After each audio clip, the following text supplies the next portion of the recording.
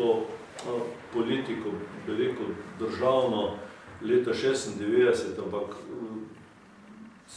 predvsem zaradi tega, ker sem v tistih letih jaz sem bil prej 17 let na Vegradu, ampak v tistih letih po poplavah, ki smo jih doživeli leta 90, prvega in še par dni v novembru leta 90 naprej, ko nam je razdejalo Zgornjo Savinjsko dolino. Jaz sem prišel v to državno politiko zaradi tega, ker sem takrat, pa ni to hvala zdaj mene, ampak kot primer, ker smo za ekipo se resnično trudili, da v prvih dneh odpravimo tisto najnujnejše, potem zatem pa poskušamo dolini dati, poleg tega, da se obnovi tudi neko novo dušo.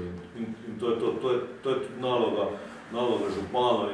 In jaz sem po temu najbolj poznal, ker so me dobesedno poznali vsi prebivalci Zgornje Savinjske doline.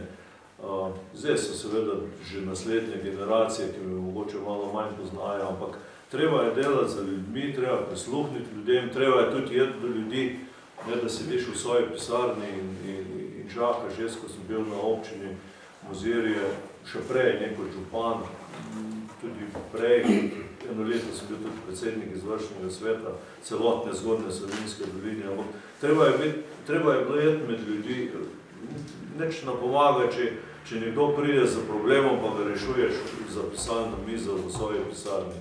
Treba se usesti v avto, pa je tja pa pogledati problem, pa poskušaš rešiti, kar se reši da, pa mogoče še malo več.